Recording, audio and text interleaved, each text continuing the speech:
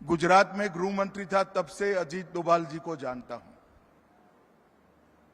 हमारे यहां एक सीरियल बॉम्ब ब्लास्ट हुआ था, मेरा अजीत जी से कोई परिचय नहीं था।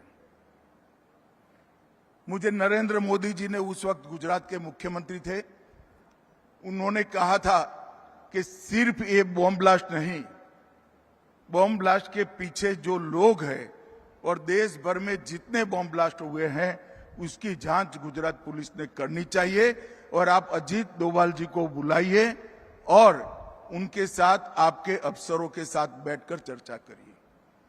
मुझे याद है मेरे घर पर अजीत जी आए थे, दोपहर का वक्त था और उन्होंने जो टिप्स दी थी इसका परिणाम ये था कि न केवल अहमदाबाद बॉम्ब ब्लास्ट, देश भर के 13 बॉम्ब ब्लास्ट एक साथ गुजरात पुलिस ने रिजॉल्व किए थे। ये बहुत बड़ी उपलब्धि थी।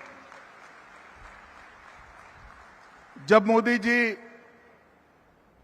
2014 में प्रधानमंत्री बने, उन्होंने सबसे पहला अपॉइंटमेंट प्रधानमंत्री के नाते किया था तो प्रिंसिपल सेक्रेटरी का नहीं किया था, अजीत डोभाल जी के एनएसए के रूप में चयन करने का काम किया।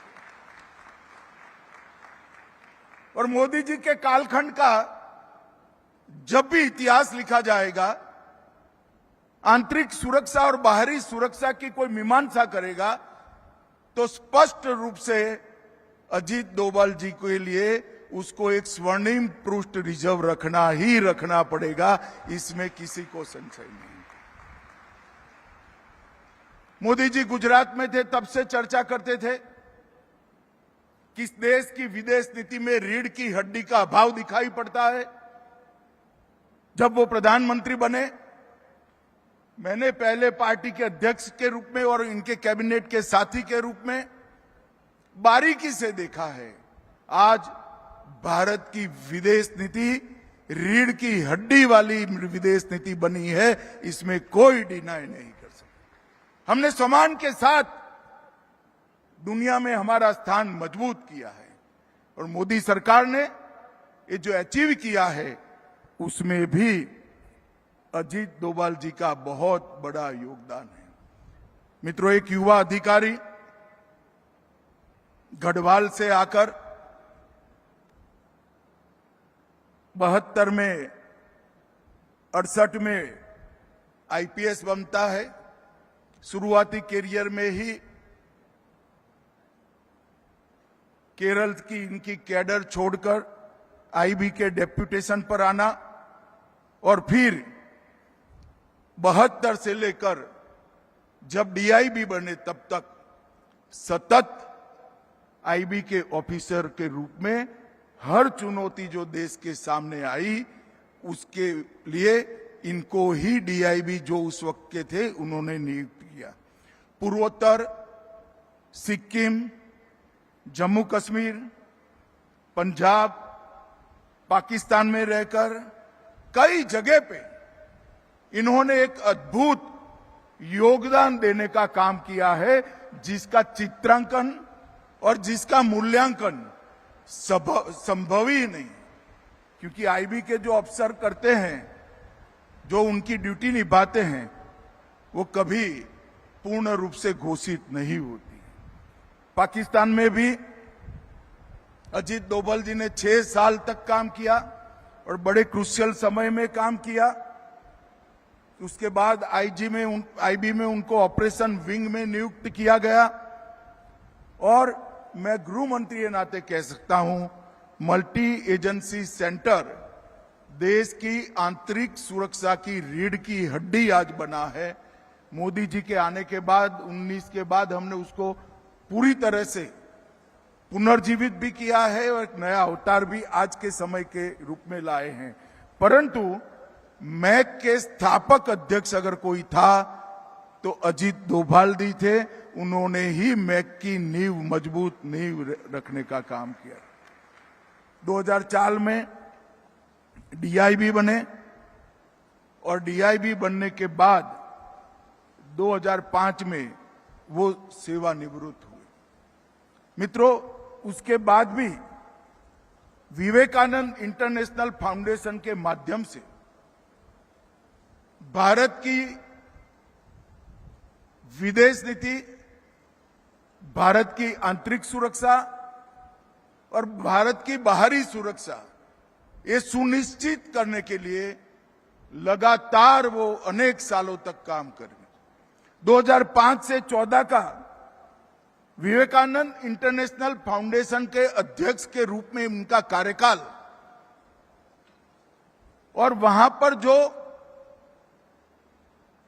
चिंताएं की गई, चर्चाएं की गई, जो निष्कर्ष पर पहुंचा गया, वो निष्कर्ष सारा रिजोल्यूशन में और किताबों में बंद था।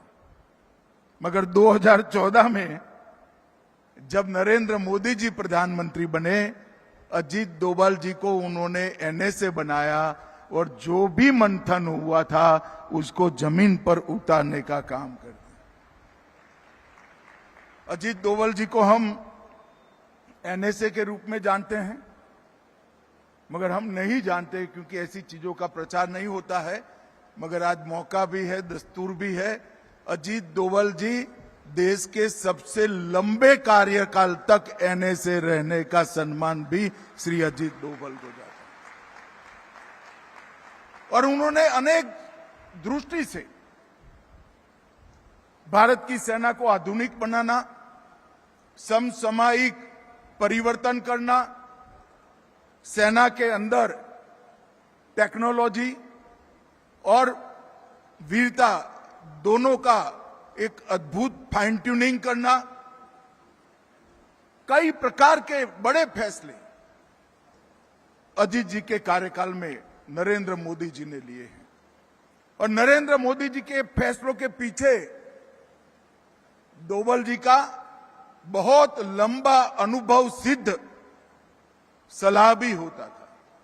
और बहुत, मैं एक वाक्य में भी कहना चाहता हूं, हमारी सेना की सुरक्षा क्षमता और आक्रामक क्षमता को आमूल चूर परिवर्तित करने का काम ये 12 साल में नरेंद्र मोदी जी ने किया है, और इसमें डोभाल साहब का बहुत बड़ा योगदान है। इसलिए जब मुझे ट्रस्ट का फोन आया कि श्री अजीत डोभाल जी को हमारी कमेटी ने इस वर्ष के तिलक पुरस्कार के लिए चयन किया है, अगर आप आ सकते हैं तो हमें अच्छा लगेगा।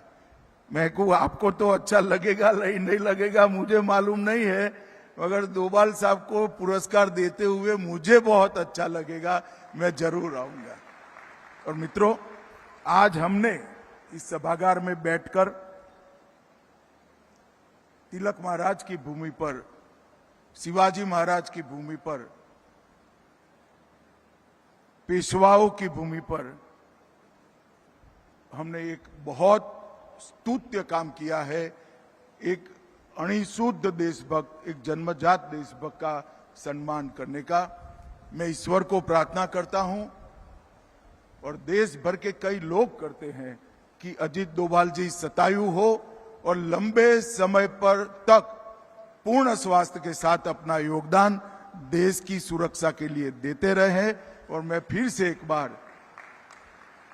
तिलक स्मारक ट्रस्ट को भी बहुत बहुत धन्यवाद करना चाहता हूं कि इन्होंने एक बहुत स्तुत्य काम किया है कि अजीत डोभाल जी को महान तिलक स्मारक से, अवार्ड से आपने पुरस्कृत किया है। इसके लिए हम सब आपका धन्यवाद करते हैं।